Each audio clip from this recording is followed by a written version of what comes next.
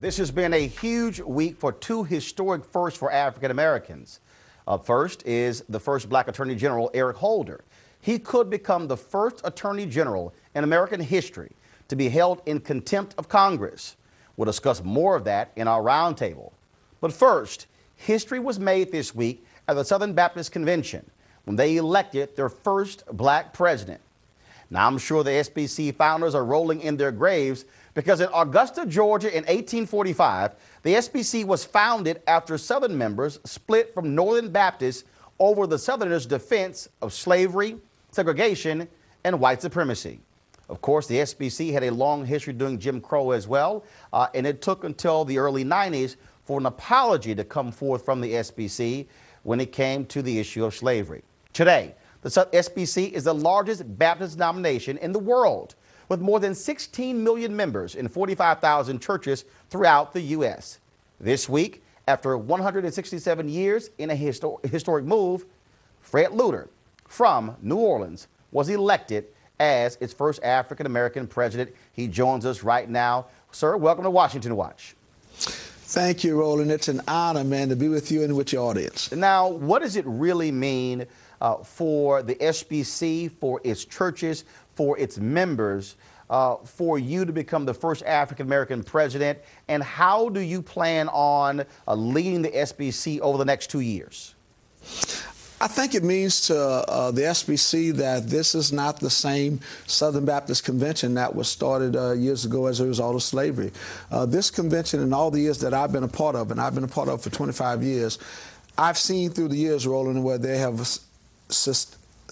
on a daily basis, on a weekly basis, on a yearly basis, even at the conventions, they have really planned and tried to say that this is not the same old convention. We want to let it be known that our convention is open for everybody. As you mentioned, back in 1995, there was an apology made before the full convention to all the African Americans in the convention. Hey, we're sorry about our past, can't do anything about our past, but we apologize for how it was started, but we want to have a new start. We can't do anything about our past, but we can do a lot about our future. So I think what it's saying to the SBC and to all people who are part of the SBC, particularly African Americans, that you are welcome at the table. And you are welcome, and to show you that you're welcome, not only do we want to include you in every aspect of our convention, but we overwhelmingly voted for Fred Luter to be the first African-American president of this convention. I was unopposed, which is unheard of, Roland, when there's an opportunity for a president to be elected. And for all of those messengers to literally stand on their feet in unison,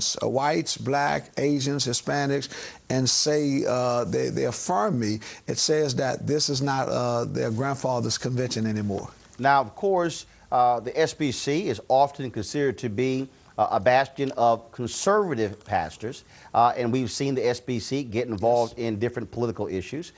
Earlier this year, we saw Richard Land, one of the top SBC officials, make some comments with regard to the Trayvon Martin case. He had to apologize for that. Several black pastors took him to task for those particular comments. And so, will the SBC become even more vocal when it comes to social justice issues? And of course, we've heard folks talk about gay marriage and LGBT stuff and talk about other sort of issues when it comes to policy. But what about social justice? Because when you look at African Americans, when you look at Dr. King, SCLC, black pastors, that's really the bread and butter for black pastors like yourself. Yeah, I think we have to, because again, this convention is no longer just an Anglo convention. It's made up of other ethnic groups, and because of the ethnic groups that are in here, a lot of us are interested in the social issues that are facing our country, and I think we have to address those as they come. And so I think you'll be seeing more from this convention dealing with the social issues that are facing not only our nation, not only our country, but every state, and that our convention is a part of. So that, yes, we will be dealing more with those social issues. There's also been discussion about the SBC changing its name because, frankly, it's not just a Southern organization. Your thoughts on that? That's correct.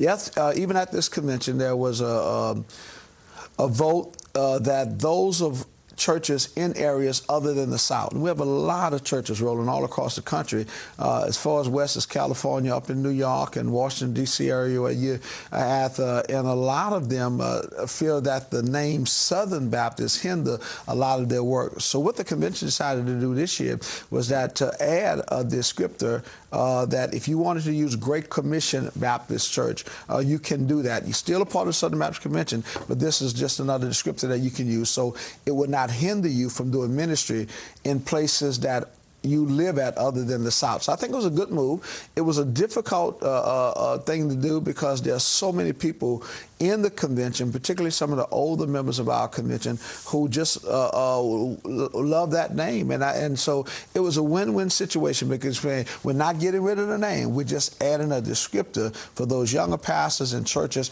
outside of the South. So I think it was a win-win situation for everybody. Do you believe also one of the critical issues we've seen addressed in the SBC has dealt with women pastors? And that was a huge uproar at the convention several years ago when it came to women being in the pulpit. Do you believe that women should be affirmed in the SBC as being preachers, as being pastors? And would that make the SBC even more welcoming? I think one of the things that people need to understand is that the Southern Baptist Convention cannot make churches do anything. There are a number of Southern Baptist churches across the country that have women ministers and women pastors. Well, Pastor Luter, we certainly appreciate and welcome your election as head of the SBC. And I'm quite sure we'll be chatting with you a lot more over the next couple of weeks. And there's no doubt I will be seeing you in New Orleans at the Essence Music Festival doing the line dance to Aretha Franklin, because see, some pastors can still get their groove on. Hey, man, bring my ascot when you come. I'll wear it. I will take care of that. Bank on it. Pastor Luter, thanks a lot.